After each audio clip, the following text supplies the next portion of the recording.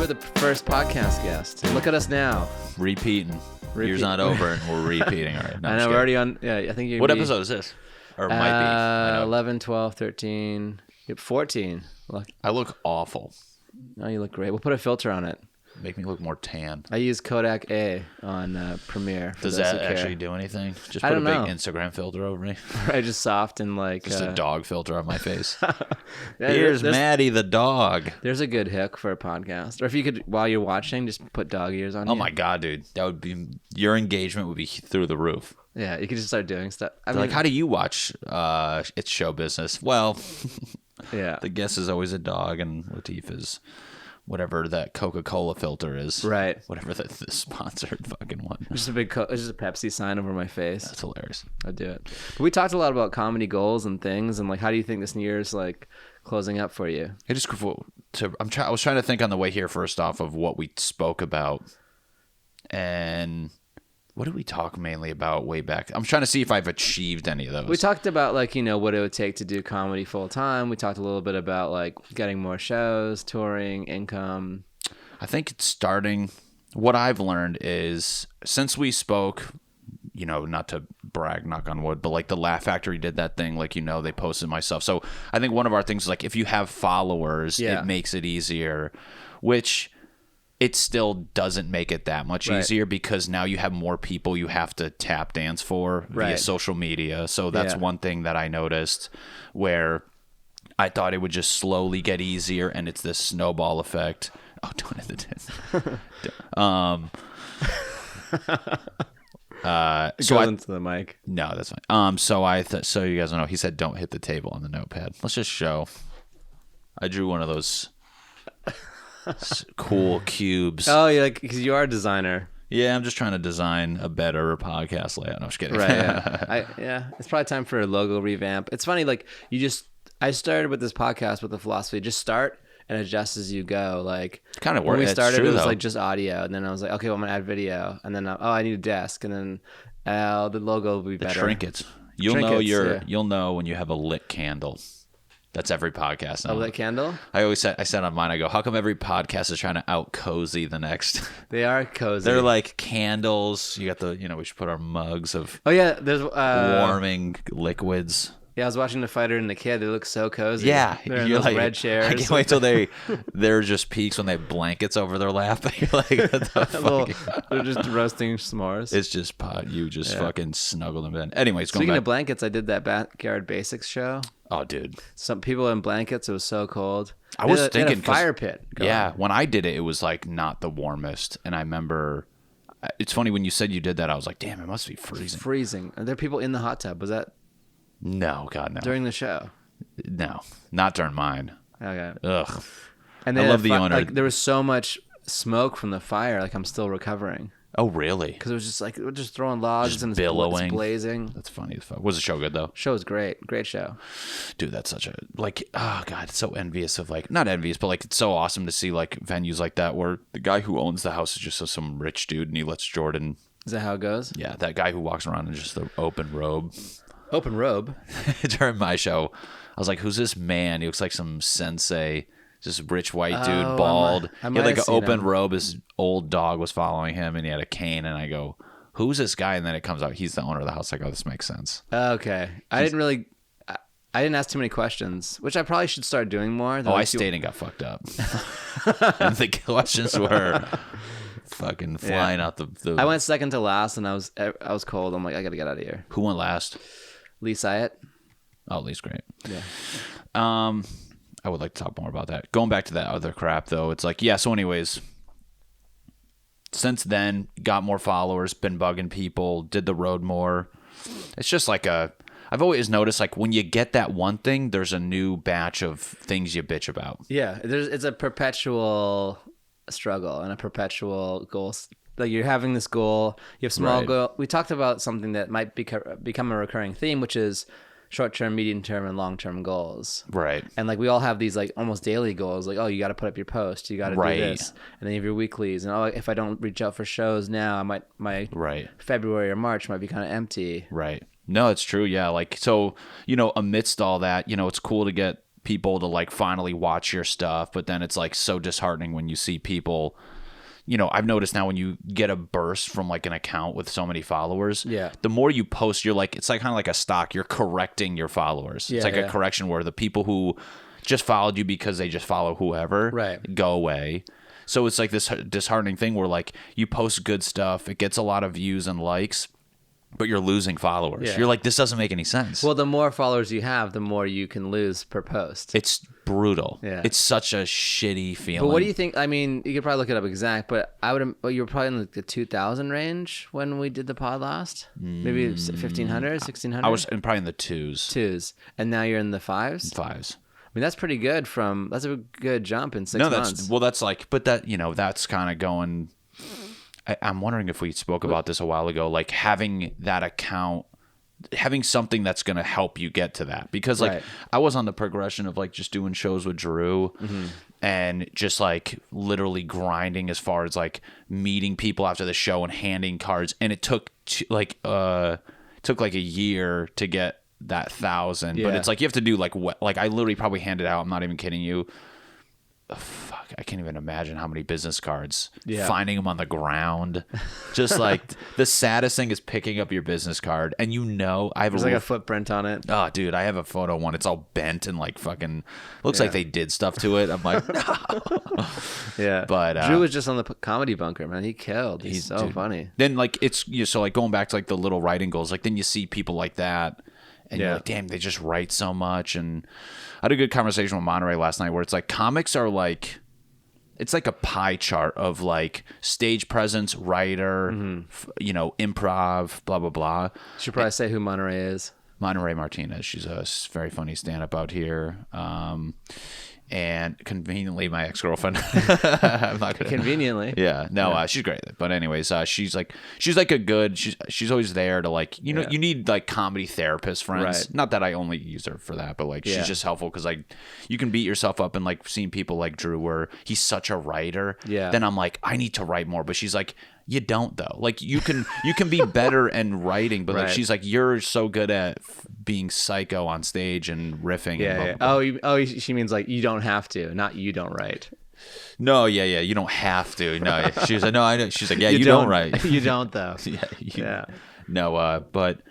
Yeah, he was very tight, and the audience really liked him. It's just, I think, and Jerry Seinfeld talked about this with Jim Gaffigan on Comedians in Cars Getting Coffee, where they kind of like laughed about it because they're both writers like that. Yeah. Where they're like, yeah, you know, these people talk about just riffing and having a career out of it. Yeah. And they kind of laugh or they go, yeah, let's see how far that gets you. So they must know guys who are like, I'm just a riffer. Yeah. And then they eventually can't sustain. Right, yeah. You know, so I was like, shit, between here and that. Yeah, they ended it with like, I hope you can riff. Do you have this in a 10? Because they'll be working in a shoe store. That's I remember that. Yeah. So, but anyways, it's getting better. I think it's just kind of what do you think's more important? Like those short, mid, or long term? Like it's like, how do you balance focusing on You need those? all three because like if you just get too short term, like what are you doing next year?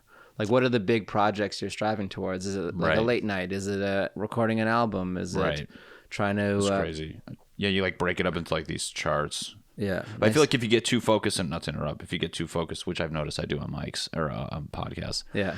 One of the comments when I did Tom and John's, they go, he talks too much. So if I'm talking too much. No. It's probably, I'm sure Tom and John, they just want them. They'd probably be happy. Oh, 1,000. Happy with just having them on the pod. Right. And I was just like, man, do I talk a lot? But yeah, I feel like the short term ones, it's like, and I think you're kind of shedding light on me seeing my, you know, which I focus on maybe too much is like doing mics every day. Like the short term, it's like just do mics all the time and it's going to open the doors for these other ones. But I think you get too tunnel vision doing open mics and like stuff where you don't think about like, okay, how does this apply to like a bigger set, which I'd argue is like in a middle or a long-term goal category. So you got to make sure you're bridging the others. You know? On the pod before this one was actually two before this one was Ivan Decker. Okay. And we talked about, he's actually got a similar follower amount as you. Right. But he's also like, he won a Juno, which is a Canadian Grammy for Best Comedy Album. Oh, like, really? He has a Netflix special. That's crazy. He tours theaters.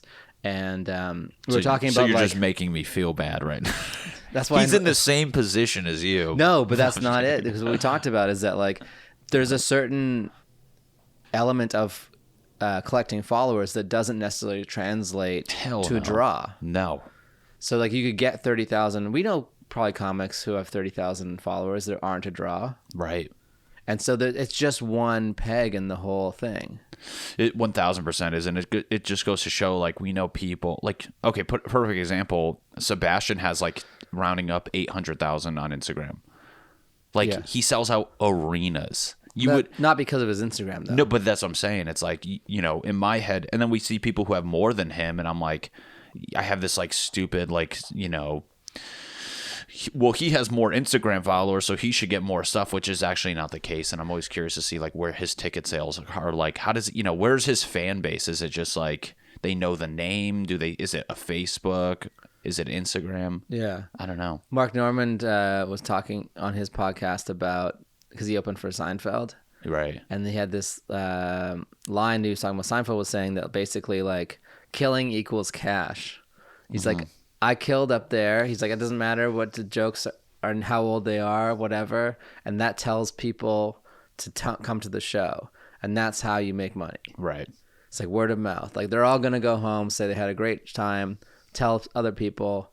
And that's how you get more people to the show. I think when you're in a headliner position, it's easier. Right. Because as a feature act, I was talking to, who the hell was I talking about? It's crazy like opening for someone like Drew where he's in front of his crowd and just destroy it. Like, it's good because you hold your jokes to that level, right? Which is almost unrealistic because he's just in front of his people, home field. You know, I want to say there's no advantage. He's still very funny. Yeah. But it's like, it's crazy how like I'll have a set where I get off stage and I'm like, okay, that was, you know, I'm happy with that. Yeah. And they still walk by me like I wasn't on the show. And you're like, Jesus Christ. But it's still to walk by you to Drew or just walk by you? Well, granted, like I'm helping with his merch stuff. Oh, yeah. But like I'm same outfit, same demeanor, trying to like, you know, blah, blah, blah, like cards out, and they're like, you were on the show. And I'm like, yeah, it was just me and him. Yeah, 45 minutes ago. Literally two people. Yeah. And it just blows my mind where, yeah, there's, I don't know. But there's a certain awkwardness that, like, I'm sure you remember, like, you go see someone who's performing. And like, I do remember that. You don't want it, like a musician. Right. You're like, oh, should I talk to him? And then...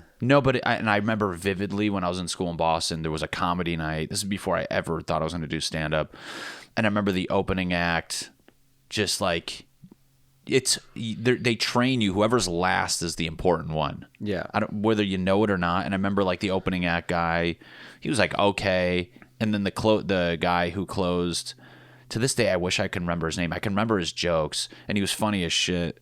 And he was like the guy that people wanted to like go talk to afterwards. And you're just like, and it was no animosity towards the guy in the middle though. Like even when you're at like an open mic too. That's me. Like they have one chance to talk to somebody. Right. And that maybe they bought it. I'm sure they bought a ticket for the headliner, so they want to talk to him. For sure. And it's like, it's weird how like, you know, when you're the performer, your mindset can be changed because like, you ever been even at like an open mic and you're watching somebody on stage and I don't want to say it's not going well. Maybe they're just talking through stuff or whatever. And you're like, there's no new like attitude like, oh, this isn't good. Oh, this is, you know, you're just like just watching it.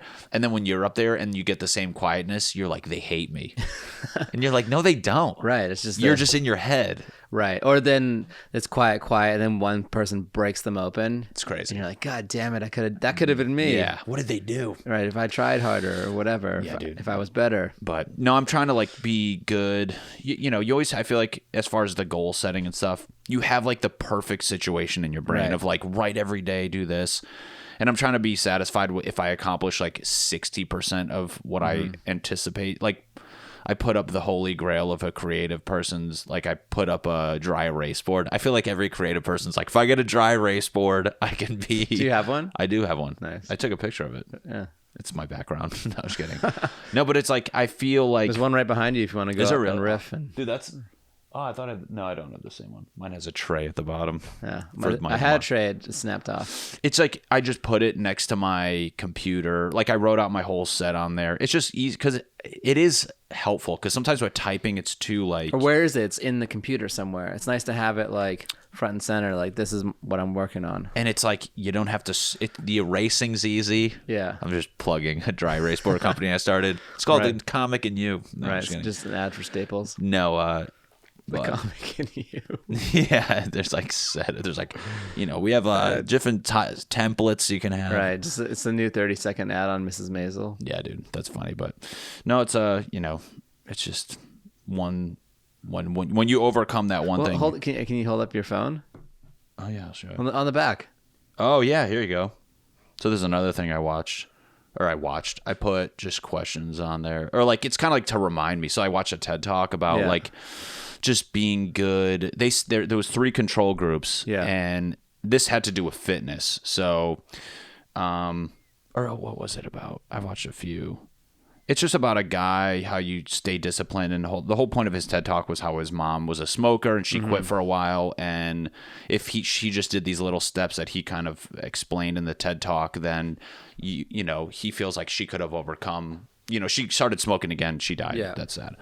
But amongst all of his advice, he said how like a lot of his clients who are trying to deal with like eating better, if you just have this like little mindful questions in your pocket, like so in the moment of like eating bad for his client, she pulls it out, and has all the like, did you eat well today, did you do, so it's like for me, mine says, it's so embarrassing to keep my phone up because I've had people look at it and I'm like, oh. I like flip it over, but I don't care. It says, did you write, did you eat well, did you do stand up, and I'm like, if I can like do those, that's a good day. Yeah. Now the eat well one, I'm kind of like, but it's interesting to eat well one, because you could be at 7 p.m. and not change that. Like, what do you mean? Like, it could be 7 o'clock, you did not eat well, and now you have this limiting question. It could be 7 o'clock and be like, all right, I can write. 7 o'clock, all right, I'll drop it on a mic. Oh, like you're saying, like say the day's over. But then it's like it maybe that question alone will be like, okay, tomorrow get it together. Yeah. It's like it's not like this is. Is eating well one of like the core? Because I mean, you put 3, so that must be one of the core things. For me, just because amongst comedy, it's not just my life is revolving around stand up. I do working out and eating well, and you always be like, I want to look like this, and at the end of the day, your diet is everything for fitness. So I tell myself, abs are made in the kitchen. Bro, it's so I'm like, one, you're very correct, but for me, I'm like, if I can just. I get in these little fits of like, I don't care. I'm just going to eat like shit. And like, dude, the other day what I get? I got that Popeye's chicken sandwich, which is like, I went to Chick-fil-A. It's good. Chick-fil-A's, I'm going to argue Chick-fil-A's is still better. Yeah. The spicy one? Well, yeah. Chick-fil-A spicy chicken sandwich is so good. Popeye's is not bad. But I finally ordered Chick-fil-A properly. Like I got I get no cheese, but spicy chicken. Yeah, you don't need sandwich. The cheese. It's good though. It was so good. But I've been ordering like the grilled on like the gluten-free bun. Dude, who are you? You're that guy. And I was like, this sucks. And now I get it. I'm like, oh, this is what it's about. It's like when my buddy, we go to like a fast food place and he gets like the grilled chicken. I'm like, we didn't come here to do this. Right. We came here, it's like going to a strip club and just being like the one that's just like talking to them. You're like, no, let's get nasty. We got to get into it. Let's go. Just getting phone numbers. But like the Popeyes one, like it's so better. I'm like, well, let's look at the facts now. Where Chick-fil-A's is like 300 something calories. Popeyes is like 750. Is it really? It's crazy. It's the difference is. But is it bigger or what's the calories? It looks bigger. They use like chicken hanging the out. bun. I'm convinced a brioche bun is way more like calorically dense than which it's like more. They just pumped it with fat. Okay. So you're like, no shit, it's gonna satisfy these drunk idiots and these people.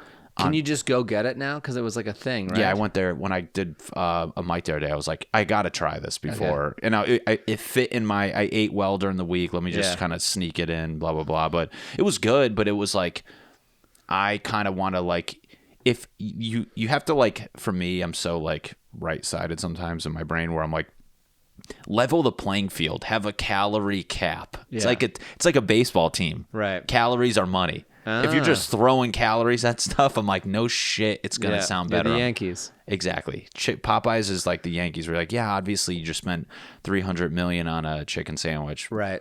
Popeyes got this kid out of fucking Dominican that's $100,000 a year and he's killing it. Right. So you eat a couple salads and you're like, all right, I earned something. Yeah, I try, trust me. Again, but also eating at home and bringing your own food is like, it's not only good for your wallet, but it's great for your body.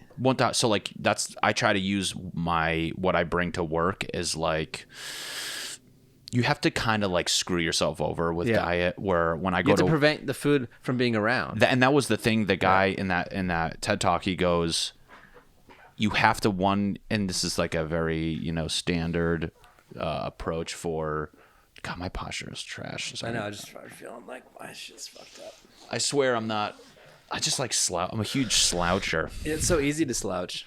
Even this, I don't give a shit anymore. No, he was just saying, he's like, yeah, you got to get it out of your like house or whatever. Right. He's like, you can walk by it 1 time, 2 times, 3 times. He goes, you will eat that thing eventually. Well, so there's a Snickers bar hanging out here somewhere, and I'm gonna eat it. Yeah, we'll find it. Sniff it out. And that's the thing too. Like I'm really guilty of just killing what's in the house. So I'm like, oh, this is what we have. Just get rid of it. No, like eating it. So I was like, there's half a pizza in there. I'm gonna eat that. Well, that's what I'll do, and then like, let me just get it out of the way rather than like microdose pizza all week. Yeah. You know what I'm saying? That's interesting. Rather than like eating the whole thing. But that's why the cheat day works, because like you gain weight by eating bad over time. Right. But like you could eat the most food in one day. It doesn't mean the next day you're going to be fat. Like if we went off today and had like 5,000 calories. No, nothing. You're not going to be fat tomorrow. But if you eat an extra shit. 500 calories 10 days in a row, you're going to notice that. No, you're right. Yeah, it's crazy. My nutritionist told me, I was like, how do you have a nutritionist? Well, so going back to the Eat Well, I think we talked about this. Do we? My cholesterol was like cholesterol 3 years ago, whatever. I don't know what. I know why, because I cooked short ribs for a year trying to perfect a recipe. Yeah. I'm not even a chef. Anyways. But you taking cooking class? I did take. You have a cooking podcast? Yeah. No, it's a cooking show. It's just ASMR of me cooking and complaining. Yeah. Yeah. It's just fucking. Would you want to be a chef? Not really. I have this odd fear of like becoming famous for something other than stand up, and then like you ever see like Ben, the guy from Cash Cab. Like when I found out he did stand up, it was like, he's a Cash Cab guy. I don't want to be like, that's the Food Network guy. And then, but it's draw. I don't know. Trust me, if they came to me and said, you want to do this, I'd most likely be like, yeah, I'll figure it out. But I would try to like balance it so like they know I'm a stand-up doing cooking stuff. But I'm sure there's people who don't know Exhibit's a rapper from the car show. Hell no. They probably think he's just the he's the guy. Pimp My Ride. Yeah, Pimp My Ride guy. And I think that's inevitable, and it's probably pretty rare to become famous as just like a stand-up, but you got to kind of learn to. You gotta take what you can get. Yeah, I'm not gonna be like. In some ways, or you can. There's a thing like, I don't know. You can be a purist or not a purist. Right. It's a weird media environment we live in right now. You could argue that being a purist maybe is a better trajectory. It frees mental space. You have to be confident in the future, and more opportunities are going to present themselves. But how purist could you be? Could you be a purist enough where you're like, I don't mess with Instagram? I'm just like that kind of. I don't think you could. No, I think you got to pick a lane of like. Doesn't Joe Rogan, didn't he like? He's never done a late night spot. I think, but now that's probably by choice. But like, I feel like he's had like opportunities. So like, but I think of like that where it's like, yeah, or you can set rule. I don't know. Or Schultz doing everything his own way.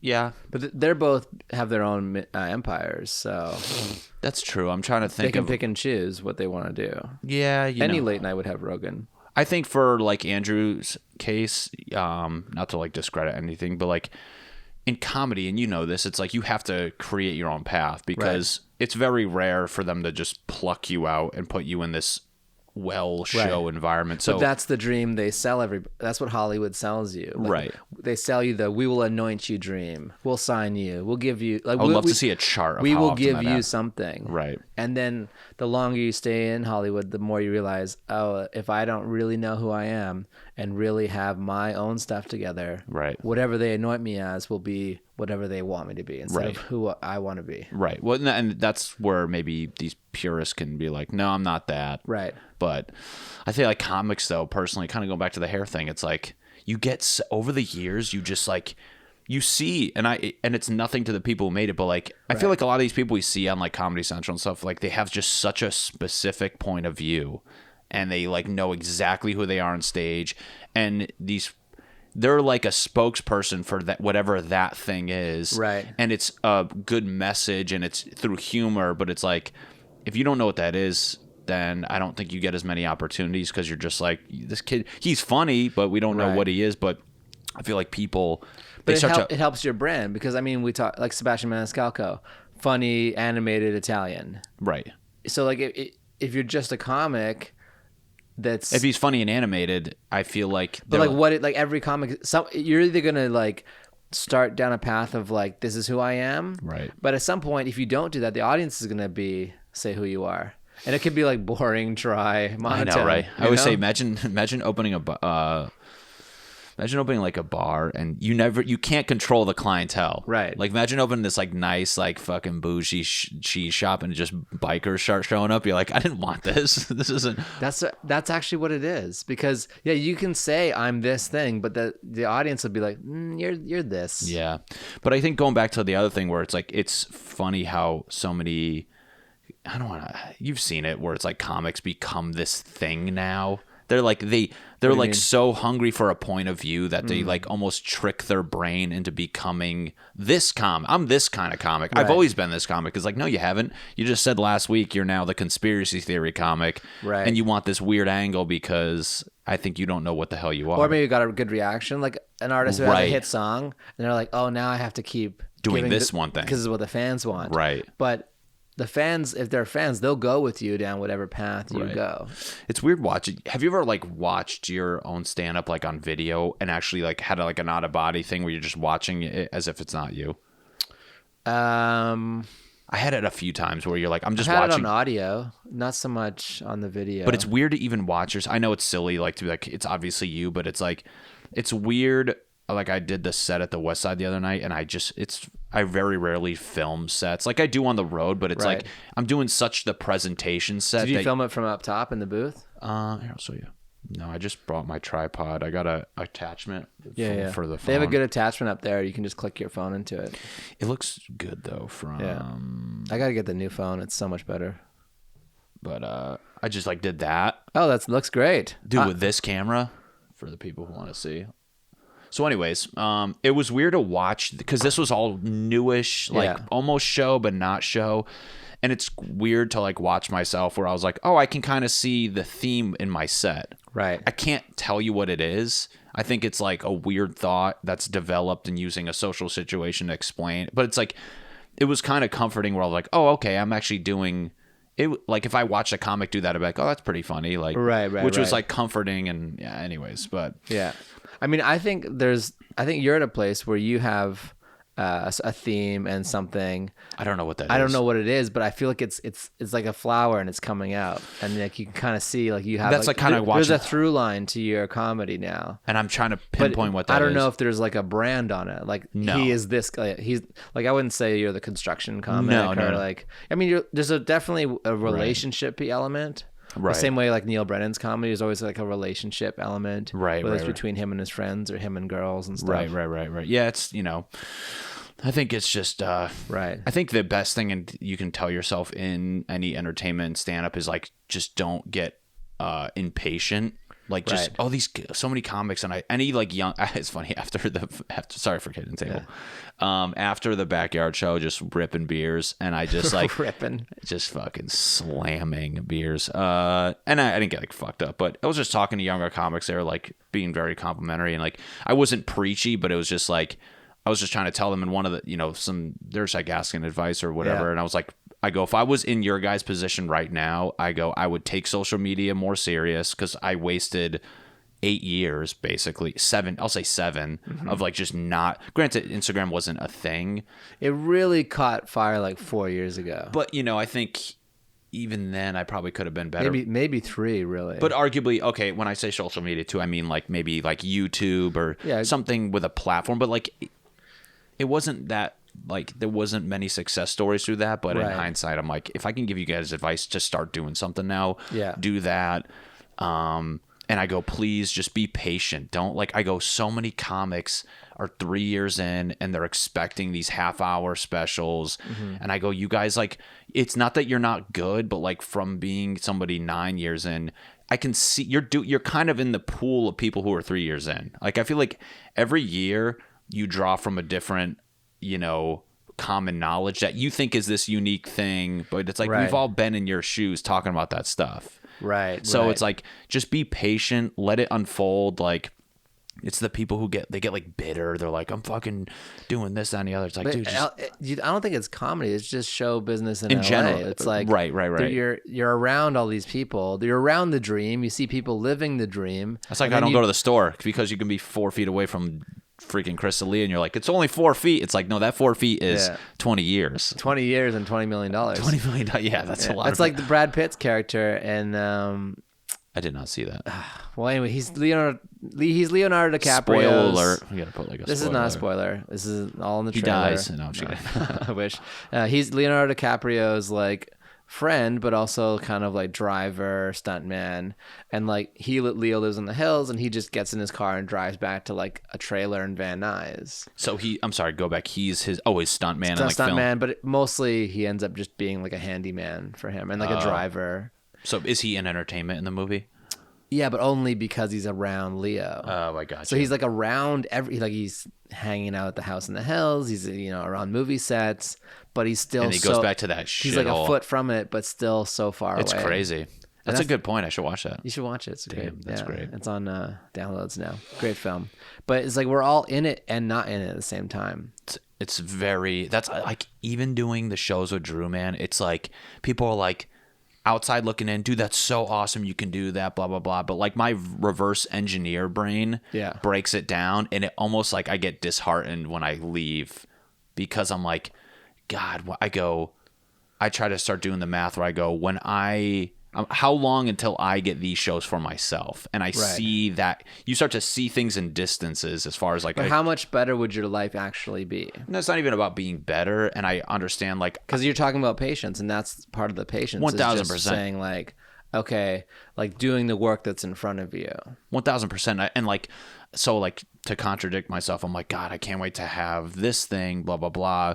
But then like, I'll get this little headliner gig in Fresno at a bar, and I feel so fulfilled. Yeah. So it's like, you enjoy the that's the thing. So like, to reassure myself, it's like, that'll be great, but you're going to have a blast getting there too. Yeah. Because there's so many. You should have a blast. You should have a blast. Because it'll go by like that. My stock is not going down to get there. There's no way to go down to go up. So it's like, yeah, there'll be like bumps in the road and blah, blah, blah. But it's like, the achievements you're going to be getting once you get there is going to be awesome. And I'm sure you're always looking up. It's not like you're. Well, you should be if you want to go to the next level. You have to. You got to see people. It's kind of like reading biographies or just looking up to people who are doing it. You kind of be like, oh, they're doing this. This is work. You get to see more than any other of the LA arts, like movies, music, books, etc. Like stand up, you can see you can go to the store. You can see what people are doing. It's very like, public what they're doing. Right.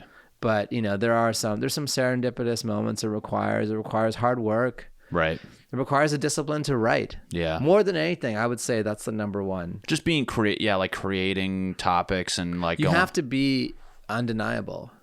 You do, but which is so hard when we watch other people. This is such a weird thing. It's like with stand up, and I think it makes it so mentally draining at times, where our creative process is public for the most part. Whether you want to say it's not, like at mics, you like these other actors and these like writers doing like movies, like that's all behind the scenes. But it's like with stand up, it's like you're like just putting shit out there that's funny and cringeworthy, and I don't know what the hell. I'm just doing 10 of these things, and one is terrible, one's okay, one's bad, so it's like that's the hard part, and then you go to the store and you watch these polished things, and there's that illusion. You can tell yourself, well, they wrote 4 bad things for that, but you can't tell yourself that because you're not going to believe yourself. Right. And you have to have the will to like use good stage time on the new stuff as well. Like I did 8 minutes at West Side yesterday. Right. And I did probably 4. I have a new 5-minute bit. Right. That's ending up going to be like 4.5. And I did that right in the middle of my set. And so I had this like, good start. I'm figuring out the middle and then close strong. Right. The middle, like I could have easily not done that and I'll just do all the classics. Do you feel like you got, and it's but good. I didn't get it. Like that was the first time of me doing it like not at an open mic. Right. Or not at like a bar show. That was the first like legit show I did this bit at. And it was important to do that. You have to. You have to. Were you happy you did it, or? I'm happy I did it, yeah. And did it go well? Yeah, it went well. It's my longest bit, and it's a bit of a story, so I know which elements are funny and What to rewrite around, yeah. What to rewrite around, little different words and stuff. That's just crazy. It's like you can. But it's a captivating story, so I'm like, there's something here. No, and I can punch this up for sure. It's so weird, like how I always say, like there's like a pie chart like this. Speaking of me drawing boobs, where it's like. Now you got to buy a fourth cam for your drawings. I know they should. Like what works at mics, what works at shows, and this is the middle ground. This is like the sweet spot of stuff where you can really develop at a mic and a show. But it's like 9 times out of 10, the stuff that crushes over here, bombs over here. The stuff that does well here will never work here. Right. And it's like so hard. Like for some comics, this overlap is There's more. a Venn diagram. Is this what it's called? Yeah. Those are boobs.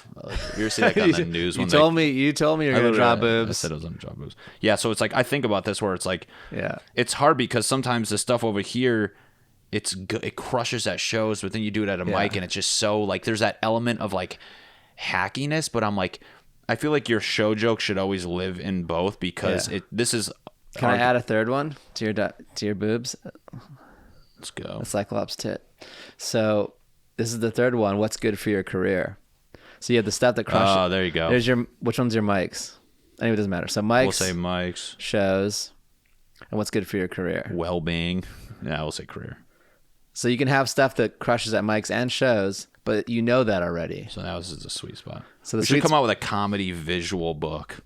Right. It doesn't like tell you what to do, but it goes, this is like, it's I like things that are like provocative and like they don't even nudge you, but like stuff like this, it's like this makes sense. Right. I can't wait till tomorrow. This like triple boob is on the back of your phone. Yeah. And it says copyrighted. You're like, wait, that's my handwriting. No, that makes sense. Yeah, but it's like it's crazy. Let's show the audience. Yeah. I don't know if it makes much sense or if it's. It does though, but it's like. Anyways, we were talking about being patient or something like that. Being patient, goal setting, figuring it out, and it's all part of it. And goal setting. So like, this is a great time, end of the year, to have us both state our goals for the next year. I started to write those down. I think definitely I'm doing that headlining show in Spokane in March. Nice. So like, that is a goal that I have to figure out, which is like, and I think that's what's giving me anxiety lately. How many minutes? They haven't said. I'm gonna assume 45 to an hour. Nice. I'm planning for the worst, and I think that's what's the worst being an hour. Yeah, This is a new comics mentality. Fuck. But it's like I'm realistic where it's like I just want it to be so good. Right. So I think I've been stressing so hard at mics and shows and writing where I'm like, dude, it has to be good. And this is what I was going to say before, as far as going back to comics being patient. Let me sidebar real quick. So in the midst of like creating all your stuff and you have your show jokes and growing and going in a positive direction, it's crazy. It's crazy because like, I like when I cough and it triggers people. Like I should probably drink something. You ever like have that? Yeah, we're all just trying to. That's like when you yawn and the other person yawns. I was out there at night and this girl like did like this, and it's like, you ever have somebody do that, like, and you think it's a cue for you to do that? Right, you're like, oh, what's wrong? Yeah. You're like, do I have something on my face? Because why'd you just do that? Right, or maybe I do, and she's not saying anything, and she sees something on my face, and she doesn't want to tell me. Yeah. I'm like, that's a funny sketch. Yeah.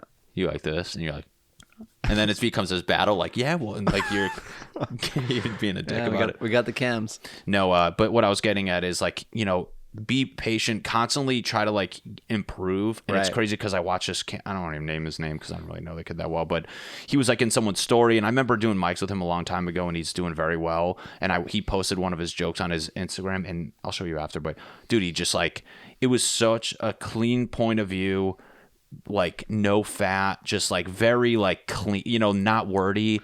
And it was like such a simple idea that was just executed perfect, and it just crushed. And it made me like look at my jokes and go, I don't tag that enough. This premise is so fuzzy.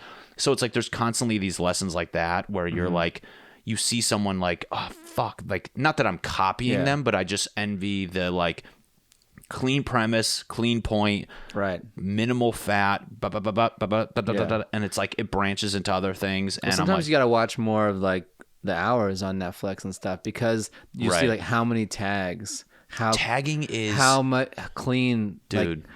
The premise is like everyone understands what's going on, and that's what I'm now looking back on my stuff, and over the years developing it, being this riffier type comic, right? Where I go, I think I was just getting lucky with like the premise kind of coming off clear, but like this is where I want to utilize the writing. And I was talking to Monterey about it. I go, I'm not becoming like this writer, like typewriter, like but I want to make that better to make my riffs more clear and at least have more ammo to go on stage with and blah, blah, blah. But the kid just like crushed this one joke. It was like a minute. He had like 1,000 tags, and I'll go, that's what people are doing now. And it made me look at all my stuff and be like, I got to write better. But one of my short-term goals is like, if I'm doing a bit that I'm working on, is that I'm definitely either adding a tag or making some modification of it. I'm not just going to do That's like the Bill Burr approach. I watched it. Is that what it is?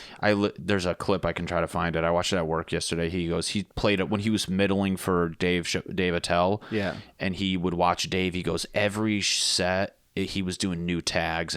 So Bill's like, now whenever, or he's at the time, he's saying he started a little game for himself. Every time he does a new show, he has to do something new, whether it's a bigger act out or something, just to kind of keep, like he called it, like throwing a bucket of cold water on him, like, oh shit, like I'm here doing this for these people in this moment, because it's so easy to go to like robot mode and you're just talking and it's so disingenuous. You're just queuing up the next one. Oh my God. I've been like, even with like Drew sometimes, like we'll do a show when he has like those weekends where there's a bunch, and like there's shows, and I've talked to him about it too. It's like, you're literally up there and you're like, did I do this joke already? Like that's how detached you are. Right. You start to, that's the out of body experience. It's crazy. It's like literally I'll be up there talking, thinking about like, not that it's like as clear as day thinking about other things, but like, I just feel the words coming out of my mouth and I'm like, I don't even know what I'm saying right now. I started writing my set list of jokes that I know work on the left, and then new jokes on the right. I'm trying to do that. And then on each of the old jokes, I have on the right what new part I'm doing. Right. So I can always glance down and kind of see like... That's perfect. And Todd Glass had a great tip, which is so obvious, but just write your fucking set list with a Sharpie. So you can see it from the you don't have to look down. Oh, see, I'm skeptical on that, because I feel like coming up, like your set isn't a chronological order, which although the more you do it, some jokes you have to open with and some jokes you close with. But aside from that, it's just jokes floating above your head, and in the moment you should say it, you take it out, because like that's how we talk. But don't you feel that like sometimes you're like, all right, I'm going up, and these are the 3 things, and you're like, oh, I only did 2 of them. I do. I see.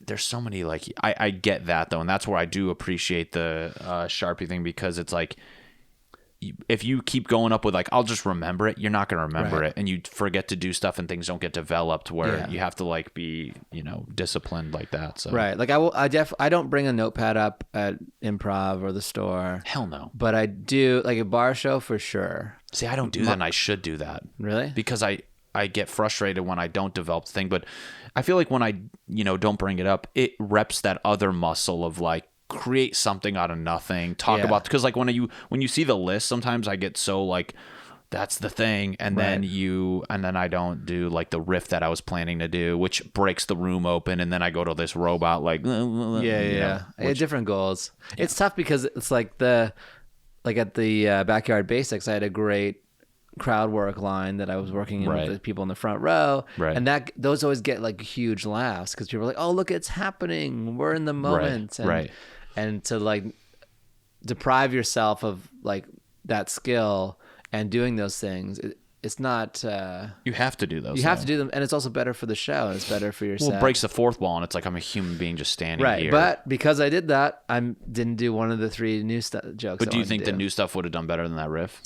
No. But you're doing it because you just want to. But that riff is gone. That was just for those people at one time. But the new bit is part of the act that lives on. But the lesson you learn doing that riff is gonna serve shows in the future. Yeah. Where like Bill Burr, it's funny. I watched like a little rant of his stuff, and he said how when he was coming up, he flew out to LA for a showcase, which he already knew was sketchy, because if they really wanted me, they'd fly you out. Right. And he flew himself. Yeah. And they had it at the Comedy Store, and there was 3 people in the original room, this fucking dude with 2 chicks, and rather than doing his set, Bill just was acknowledging the room. This guy's not listening, blah, blah, blah.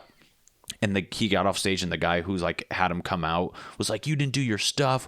We know things, blah, blah." And he goes, "That's the number 1 rule in comedy is call out the elephant in the room or like acknowledge it." So, and I've watched like when I used to go with like Sam Comro down to like weird shows like in Southern California, like I would go up before him and just be a robot and like do my stuff.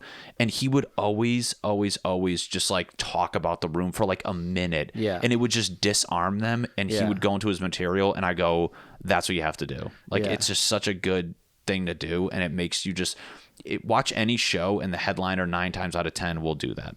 Right. And they just break the fourth wall, and it makes the crowd love them more, and you'll see more, unless you're doing like, rude ass crowd work. But yeah, there's something special about it. Eddie Pepitone did like a huge chunk when he did the Comedy Bunker, right, addressing like what the hell's going on here. You have to. And it was so funny, and it like everyone loves it. It's tough at a showcase show because if you get a lot of good comics who that's their strategy, right, it can get a little, but like you got to do it to like, well, it depends where you are. If you're going 5th on a showcase, it's been okay, we know what's right. What the room I think is. and then also the show should have lended it that you don't have to do that. But like if you're some of the beginning ones, or if you got to look at the show as a whole, like if people did it at the beginning, you shouldn't have to do it at the end.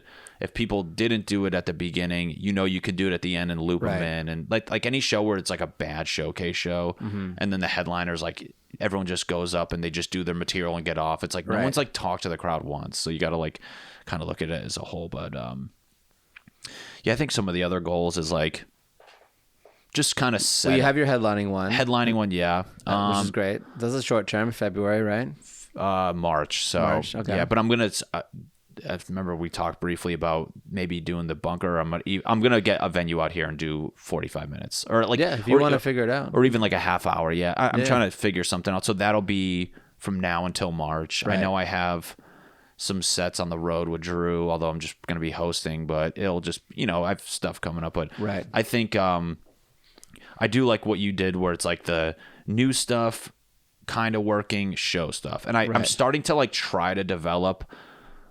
Coming from like the professional world where we go to these companies where they've done the work of like the structuring and the process, where it's like, I'm trying to like develop like something that it puts my organizing mind at ease, where I can go, like, I'm almost trying to be like one half my manager and one half, well, you're adminning yourself. You're there's an admin side and like a creative side. So if you don't force your creativeness into some sort of admin, that's what I'm trying to do. You're not going to get anything done. So like I want to like have this creative system where within these rules, be as creative as you want. Yeah. But know that you have to check back in at the end of the day.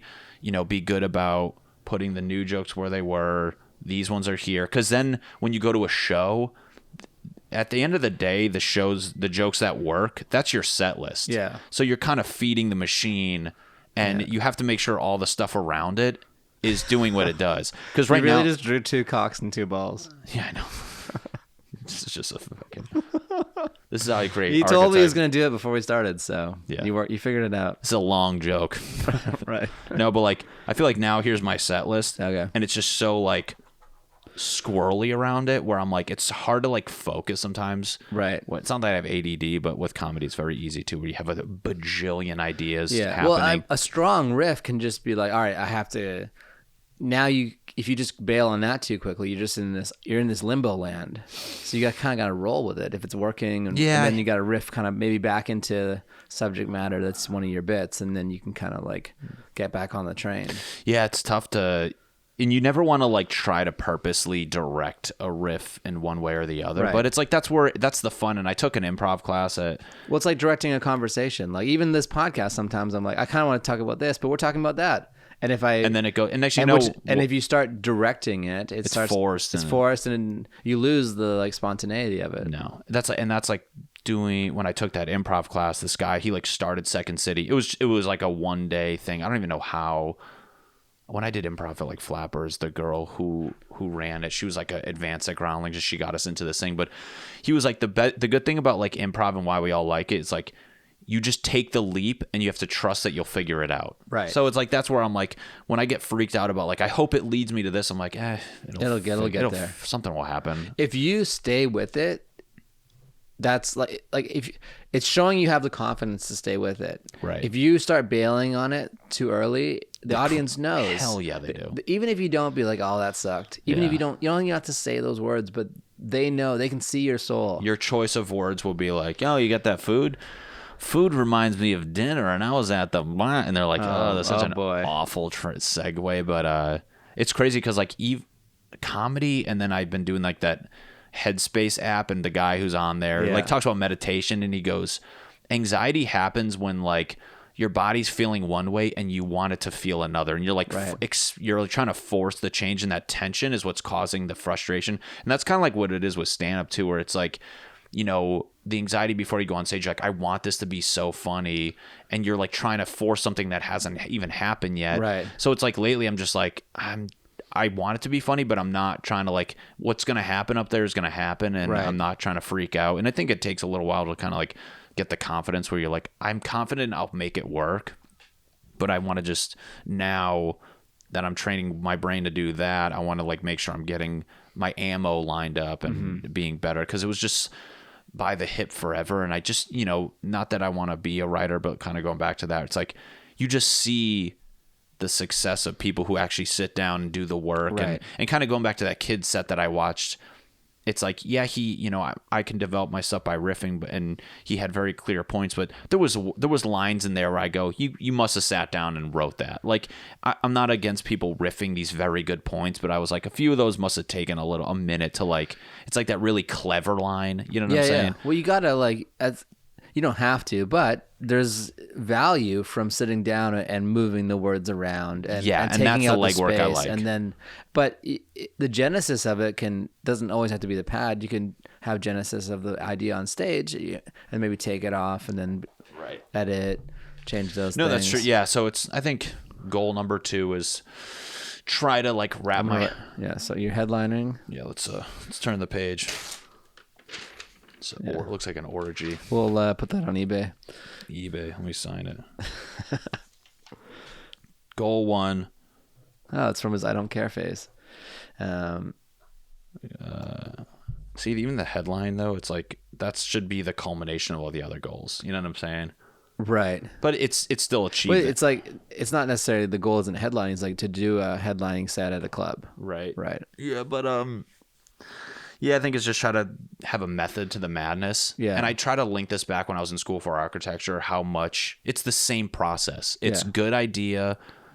You think it's the best thing ever. There's nothing wrong with it. And finishing. This thing is trash. And then the finishing is the hardest part. But that's what school is. It's finishing. Right. So it's like, and you know, even with that, there is fun when you've worked out all the kinks and now you're just doing the detail work. Right. And most people bail on it before that because they go, this sucks, I don't like it. And then they stop doing it. And they keep trying to go back to how the idea was at the beginning. But you're like, no, stay in it so it gets that last, you know, little... How much time do you spend like editing and podcasting and versus the stand-up time? Because I'm starting, as this podcast does more and more, I'm starting to realize, oh, wow, this is a lot of... Dude, it's a lot. It's a lot of editing work. See, I try to be as efficient as possible, you know. So like with mine, I don't edit my podcast. It's one camera view. It's like take audio, put it over here, take my like preset. This is like the architecture side again, where it's like time is money, where I have like, here's the intro, drag and drop. Here's the outro, drag and drop. Tweak 2 things, upload and go. Like the uploading is almost more annoying, and doing the custom thumbnail, because that's different for each episode. So you gotta, but yeah, I've noticed more like the cooking with Matty stuff. Like people, that's like, editing. They're like, that's fun, but even that, the body of it, it's just chop. It's like the chop to. I don't film one long thing. I film like these little segments because it makes me say my words in these little chronological segments. But like. The music at the beginning is annoying, but I have a system though. It's just, long story short, it's just, it's still, you're like, this is so annoying. Yeah. But once it's like all things, like the second I sit down and open up Premiere, I'm like, all right, I'm going to do it. I'm going to get through this. Right. And, yeah. Once you do it, it's kind of satisfying because it's so, you can just Google like, how do I zoom in on a clip? it's there. No, I'm definitely, you learn a lot, and I'm trying to learn like some other things now. I love like I do show posters for people, and I do my own. Do? Yeah. Do you see No. Monterey and Rachel's? You did those? Yeah. Oh my God. You just got another client. Dude, feel free. She was like, do you want me to promote this? And I was like, I'll do it any years. Posters with Matty. Poster. That's why you get famous for. That's the guy who makes posters. Yeah, I did. Well, this is in the process of doing that one. Oh, nice. That's like just with the snow and everything. You added that? I did all that. Yeah. Oh my, you are hired, dude. That's the architecture school in me. But I did like I was gonna post this the other day of like these of mine that I did. Oh, you do all those? Yeah. Show the people at home. Yeah. You can only have to show one camera. Yeah, that's fine. Yeah, I know. Wait, these are two different people? That's one. That's gonna be funny. A podcast where you have to sign into which angle you want to look from. Yeah, that'd be fun too. There you go. Like like. What about the camera under here? The crotch shot. It's called bold vision. All right. But that used to be DVDs, right? Like at some point, they're like DVDs. We can pick your angle and then they just bailed on all that. Didn't they have like choose your own ending kind of? Yeah, I think they did like 3 of them. Like, this is too much work. Yeah, they're idiots. I don't know why they wouldn't think of that. We'll just give it English, Spanish, and French and call it a day. Yeah, but no, it's there like is something very fulfilling when you're like done with it, but it just makes all these little side projects. You can see your day's time going down the window, and I'm like, I'm trying to be like.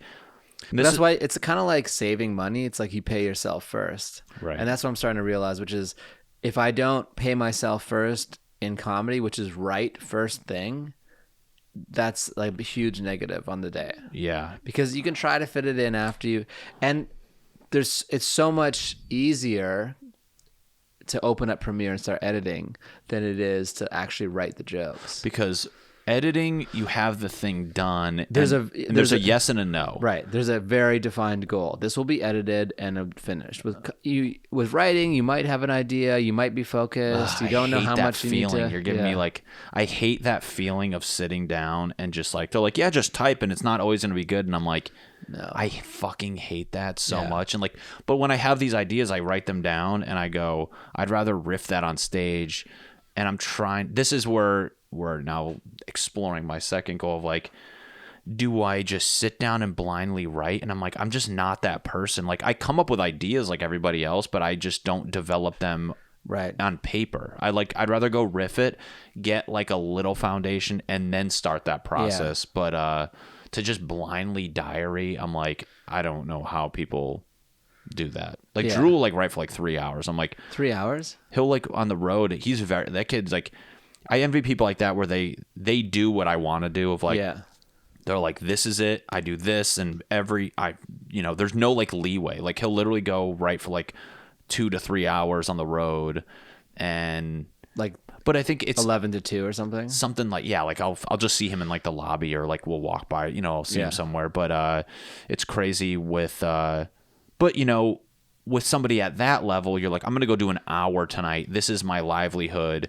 But like you have, when you're on stage for 6 hours in a weekend, it's more fun than like right now. I'm like, I'm not going to do a mic probably until a week and a half from now. So it's like tough to, I don't know. There's a whole another side of that I'm trying to figure out, but yeah, dude, it's crazy. So, but I feel like and then the last goal is, after talking with that, Stickhead Stevie, I've done sketches with. Sketch guy, yeah. He's, that kid, like, it's weird. Like, he's like the Drew of the sketch world, where it's like that kid is just like, I stand and I edit all day, I shoot all day, I do all these sketches, I write sketches, and I'm like, I'm gonna try to like I'm trying to like blend these people together. Yeah. So like with him, it's like, and he's given me such good advice of like, as far as like getting my Instagram going, because like he's clearly doing well. He's like, come up with something that's easy that you can just plug into there's a system and you just plug and play. So like I'm starting to like kind of come up with like ideas of like how you can take like a trendy topic and I can like roast and riff on it. Mm-hmm. And it's just easy, one camera. It has the potential to like get caught up in the trendy viral. So it's like trying to like develop like that. So, do you have minute goals? That's what I'm starting to do. It's like, either like 5 minutes a month or 15 minutes a quarter or something. Like time wise. Yeah. Like have this many new. I've never cared as much about that because I feel like I have too much, and this is like not acting like I have a lot of material. You have too many minutes. Okay. Trying to like no, but like I have a bajillion ideas where I'm like, I'm never not creating, but I'm also trying to refine what's inside, what's been like written down already. Cause like I'll go through, and I don't know about you, like I'll listen to old like podcasts and I'm like, when did I stop doing that joke? So I'm almost trying to like go back and remember why I stopped doing these. And like, I'd rather not start from zero, because in the process of like messing with those, I'm going to come up with new ideas within that. So, So it's not that I'm not trying to come up with new material, but I'm trying to just like keep like the stuff was started. It's like that idea of like good idea, get shitty. I have a lot of ideas that I stopped doing when I thought they were shitty, but they're actually not. I just bailed on them. So. Yeah, I was actually thinking about the same thing today. I have like 3 or 4 bits that I stopped doing because it wasn't, I would say they were getting like B laughs. Right. But I always, it's kind of like an ex-girlfriend. You go back to them and we're like, is it a B? Can we upgrade it? And you're like, no, I can't. And then I keep pulling them back in and out of the act. I'm like, there's something. There's something there though. There's something there, but it's not right. Like you haven't cracked the code of it yet. It's weird how like, yeah, that's like this like odd, like shitty feeling. It's like fun when you find the new way to say it. You go, that was there all the time. I just had to go like this. Take that one thing out, smush it together, but that like, I have a few jokes where they can't stand on their own, but then when I slap them on the side of a joke I already have and it meshes in, it works like violently good. Right. So you're like, oh, like that was just a supporting piece to a bigger chunk that had its own legs. Right. Yeah. So, and sometimes like as you're doing longer and longer sets, you need longer bits and things to have a different feeling and like a different kind of laugh too. Right. And I want them to be more dynamic. Yeah. And like what I do like about a joke, if I can like draw what I think it should look like, it's like, here's the joke. And then, it goes like that. No, just kidding. Drew a dick, folks. Okay. No, they don't care. No, I like the jokes. Like here's like the start of the joke and here's like the last punchline. It's the ones that do like this. And there's like these side supplemental stories that like, blah, blah, blah. And then this reminds me, like Chris D'Elia does this great. Yeah. That's why his jokes are so like, he's so good at like going off on a tangent and then these are mini and picking up where he left off. Exactly. Cause like you got to think the tangent never gets past where you're going. Right. So here's the tangent one. And then he picks back up and it gets them further into the idea. Like the Australian story. I don't know if I've ever heard that one. I think it was on his last special. Like it takes you down all these segues, but it's still moving you down. It's chronological. There's a timeline. Right. So I did that for the first time kind of with one of my jokes where I had a bit about some stupid crap and it fit well. It made sense to be a tangent in one of my jokes. Yeah. And it's good because it's still like sometimes when I hear the word story, I think under tagged joke that's too long. But the first thing that enters your head is not funny. It's when people are like I'm a storyteller. I'm like, you're boring. Like that sounds terrible. You could be boring. You have the potential to be boring and lean on the story. Right. But that's why. I mean, storytelling bits to me are even harder because they're hard. But it's Jerry Seinfeld in like one of these comedy books. A story isn't a story. It's chronological one-liners, which makes it That's tight. a good. Right. That's a good line. Because that's why, and then, so that's when I'm like, okay, I'm not scared to tell a chronological story.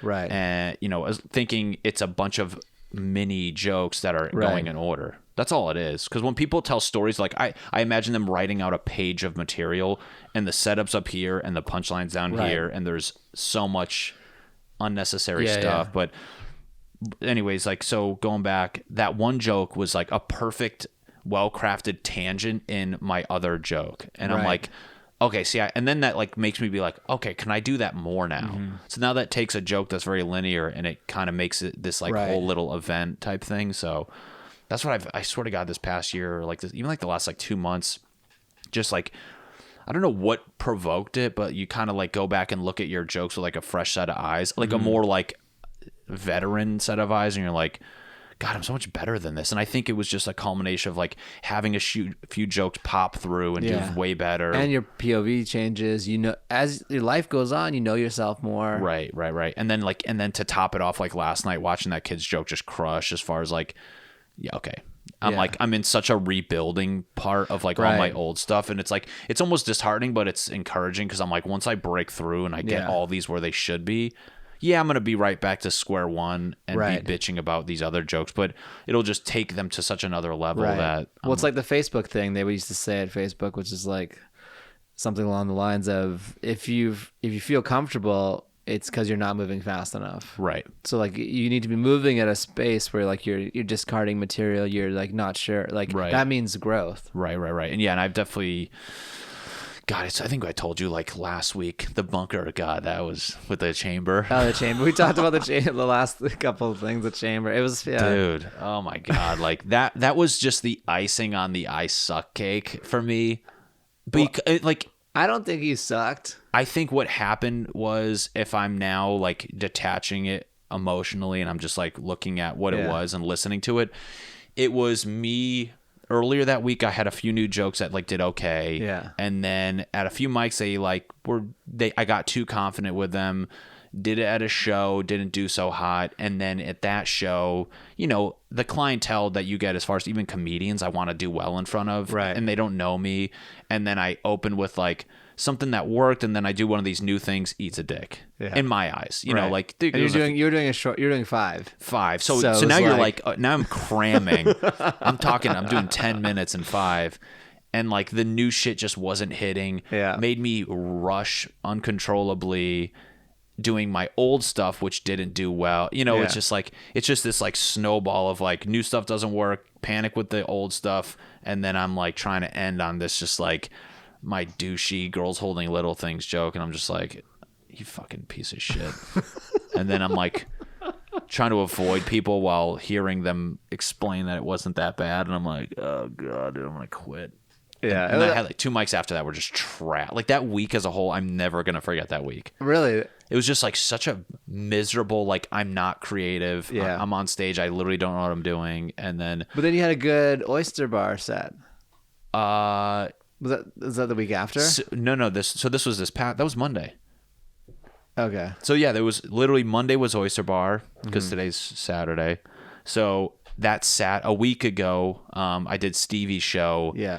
And I remember being like, my God, I'm doing 15 minutes. He's having me go at the end. Mind you, the order of that show was absolutely ass backwards. It went 3 7-minute sets, 30 minutes, 12, then me doing 15, where I'm like, I didn't go on to like 11, 15.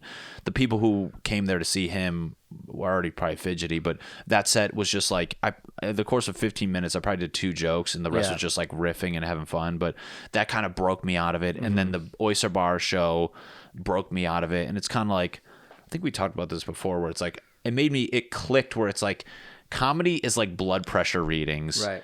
You you do it 3 times, you're as good as the best one. You're not an average. Oh, that's a good one. I'm not I can have a bad set. Doesn't mean I'm bad. It doesn't, so it's like, it kind of put me at ease, like, calm the fuck down. Right. So this past week got way better, and it's kind of making me not like be so hypercritical of myself. Right. Which I think that week was. And like that was the Chymbor show was a harder show, and it was frustrating because I have pretty much everyone felt the same way you did about their sets. I think it was just those, like, I'm mad because I'm like, God, I have jokes that probably would have broke through for them, but I just didn't do them because I want to do the new stuff. But I was like, who the hell knows? I probably, knowing me, I would have done the old stuff and bombed and felt worse than doing.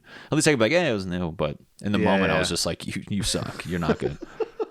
In front of these comics I don't know, they're like, man, this kid's really panicking. That's the hard part, is like when people, your first impression with some comics can be like, oh, that guy's not funny. That's such a shitty thing because that's how it works. Yeah, it is. In comedy. Well, it's just life. Life is first impressions. 1,000%. And they're like, yeah, I'll book you. And then they watch me. They go, don't ask.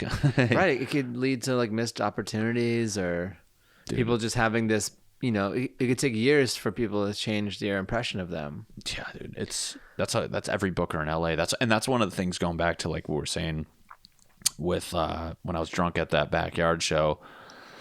I was just like, these comics, they're so new, and they're going to like the store and the improv mic, and like some people are like, let them go, let them get up, let them try. And I'm like, you're performing in front of a booker. And I'm not saying that to like get out of the way of the people who've been doing it longer, but I remember going to like Flappers or like these other clubs like so early on when I thought I was good, and that you just instill you burn that vision of your comedy career in their skull. Right. And to get that out of it is so hard. Well, I took an acting class, and they talk about that with casting directors. It's like, if you start going out for auditions too soon, I mean, this town is run by like a few people, and you burn it into the head that you're this person. One of the teachers was like, I spent 3 years after like changing casting directors' minds. It's great. That's comedy too. Yeah. So comedy is casting. It really is. They're casting you for parts on their live show. Right.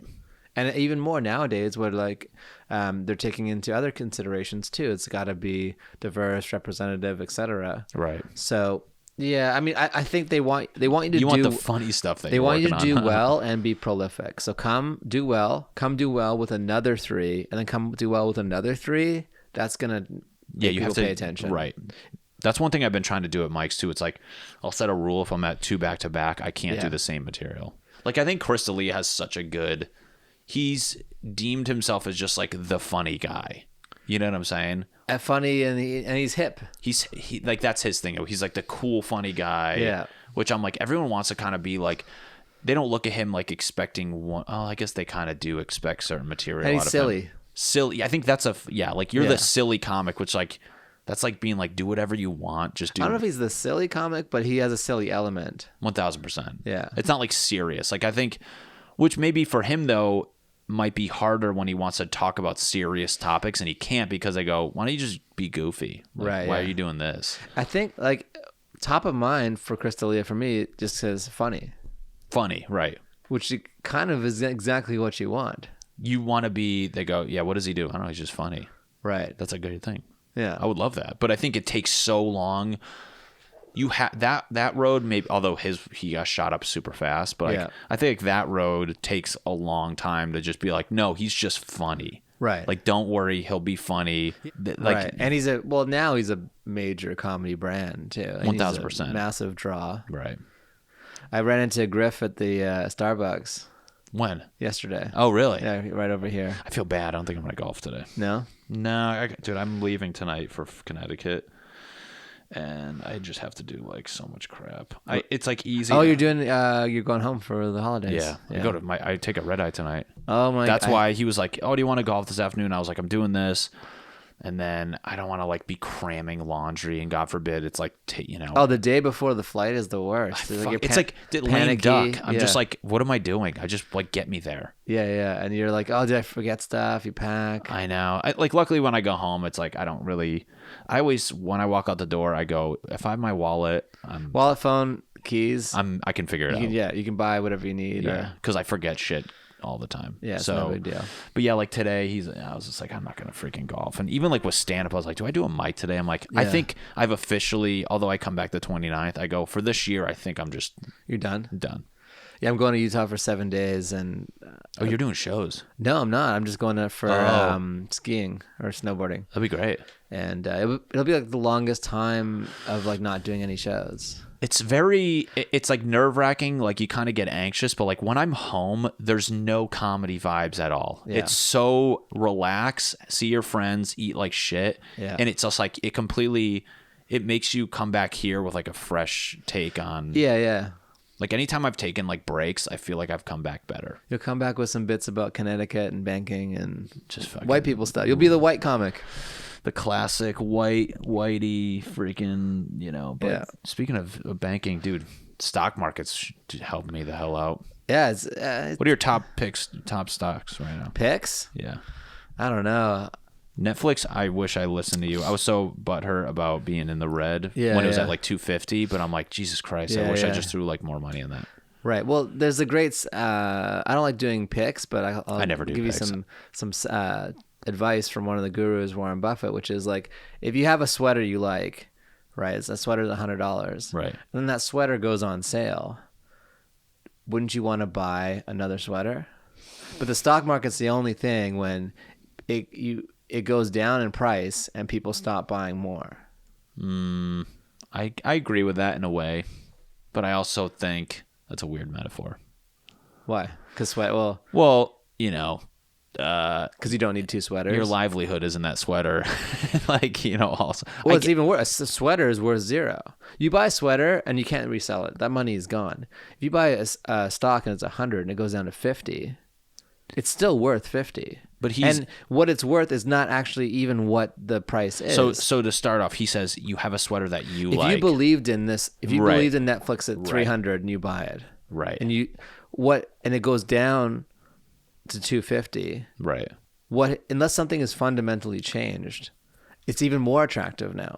I think for me, what made me panic about like that was in the midst, and I knew, I'm like, Netflix is, and that's what all these companies like, it's never going to go away, but I'm like, with all these streaming things, this is before they came out, this is the hype to get it down, right? I was like, I could hate to put money in, and then it levels out and it's becoming like a $200 stock, and I'm like, Netflix, you could definitely overpay for a stock like that where you're paying multiples of its price earnings ratio. Like you could definitely overpay for it, right, which I did. When I bought it, there was no news of any other streaming things coming out. Yeah. They're going to be fine after this Disney thing. Well, they're doing great now. Yeah. They're still crushing. Dude, I tell people, I go, who the fuck wants Disney? I go, they're promoting movies. It's catalog. But the ESPN bundle with Hulu, that'll be great. Oh, you need both. You kind of need them. Yeah, I don't know. For me, I have kids, so you need Disney. But I love. Do you have it? I have it. It's $6.99 a month. The Mandalorian show is great. Oh, really? Did you watch Bill Burr in it? Yeah, he was great. That's awesome, dude. Yeah. He looks real fit. He's always Bill Burr is an inspiration because he's an older guy doing stuff. He's killing, and he's not, and he's getting better. He's getting better too, which is wild. Because better at life. Has a family. Right. Looks healthier than he ever has. His material's so refreshing. Material's great. Acting.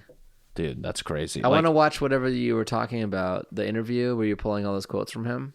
I'll find it in a minute. But yeah, it's crazy. Because it's so weird with some older, and I think because he's just always had his nose in it, and he's around these young, and probably the store to help. But I'm not going to discredit him as a person, but he just has his nose in such the current comedy scene. That was at the Comedy Store last night dropping in. That's what I'm saying. A bunch of people were in the belly room watching him. They said it was no one in there, and they watched him. Really? Yeah. Monterey and what time? Because I was leaving West Side. I was like, I'm gonna swing by the store. I'm like, I'm too tired. I think it was at the end of the belly room show. I got to get better at that because every time I force myself to stop by somewhere, it ends up being worth it. I get a show or meet somebody or something I was gonna go last night, and then I was just lying there doing nothing. Yeah. And I started writing too, so in my defense. But what was I gonna say? I feel like when comics become the comedy scene is always moving. Yeah. And when you hop off because you're too tired for running alongside of it, your material is the static 1990s material. It's a snapshot of the day you dropped off. Right. So maybe the first couple of years you seem still hip with it, but after a while it's just bro, you're doing 80s jokes and it's 2000 whatever. Yeah, there's not a lot of those. I don't see that often. Yeah, but I also don't watch enough older shows. I feel all the shows we do, it's freaking people our age or newer comics, and it's all such a new thing, Right, because the audiences, especially in LA, skew young. It's very young. So you and trendy, young and trendy. You can't come out with 80s jokes. Maybe on the road. When I say 80s, I mean very stale, hacky and tropey kind of. Yeah, you see that shit crushes on the road though. Yeah, it's insane. And this riffy stuff where I'd be curious to see what's fucking. I would love to see someone do a chart of the common jokes of that decade. It was airplane jokes were big. Because even you watch Jerry stuff back in the day, that was groundbreaking observational shit because the internet wasn't around and no one ever heard that. But it's weird how now with the internet and everybody's oddly trying to be funny on the internet, how much it makes us have to be even more funny. Right. And I'm curious to see. Well, it's you talked about GIFs. Yeah. GIFs, whatever. Those are funny. Yeah. Well-placed ones are funny. Yeah, there's so many people doing funny stuff online. Right, which makes them think they're funny, which it doesn't mean you can do stand-up, but it still doesn't mean it's not funny. It's just funny for a different medium. I love shit like that. I think a well-placed GIF is great, but I'd be curious to see where stand-up goes. So. Well, I think we have strong goals for next year. Let's come back in 1 year and see if these panned out. Yeah. I think I'm going to try to record an album next year. You should. And just as a goal set to have like 40 to 60 minutes by the end of next year. Because I got like 35, and I think I have a new 5. So I have about 40. And then I'll try to like add another 20 by the end of the year and have something. No, you definitely could. What's it called? My buddy Ryan Buds, he did stand up for a while, and then he started his own like trivia company, and he does like, you know, he has a family and kids, and he has like, you know, support them doing that. But he was always good about, he would just like set these like weird goals of like, not weird, but he would be like, I'm recording a half hour at this date, and he goes, it makes me write for that, which I'm I do like that. And like, I think the thing with the headlining thing, you have like this pressure of like, I have to do this date, which I can't buy into those like threat goal situations. Right. Like some people are like, I have to do this or else, or like with people with their podcasts, like I have to do this, where I'm like, yeah, I don't have to. Like, don't talk to me like that. So you'll figure it out. But you have strong ones, and the headliner thing is great. And if you want to do a Comedy Bunker one, just let me know. We'll figure it out. Yeah. I think we can get people out. Yeah. Or I'll definitely get people out. Don't even worry about that. Even if I get fucking tell my friends, I'm going to tell them. I mean, a lot of it's an exercise too. So it's like you're not recording it. You wanted to do well. It's a litmus test to be like, hey, is this it? And I'm gonna let people know, like, guys, I'm doing, you know, an hour this date. You can even do 2 back to back. Well, that's what I was thinking. 7 and a 9. Oh God. But I was thinking more so. I don't want to dumb it down and do like, I'll do a half hour of this one and a half hour on that next one, because I'm going to panic and I'm going to repeat jokes and not do certain stuff. But I'm also concerned with doing you got to turn the room. No, I know that, but I'm trying to think, like, how much time I do? Right. Because I was like, I don't want to like get people down there and like trap them for 45 minutes. I was like, maybe a half hour is good, because then I know what I didn't do can get me through it. Go in with saying you're doing 40 to 45, and if you end up feeling like you don't want to do it, bail. And then go more if I go more. Yeah. I think I would love to set the vibe like, guys, we're here. I'm gonna workshop fucking, you know, just like what are you gonna call it on the flyer? Let's see what happens. I like it. That's funny. Yeah, Matty Chymbor. Let's see what happens. Yeah, that's my comedy special. So cool. Let's go get some food. Yeah, I'm dying right now.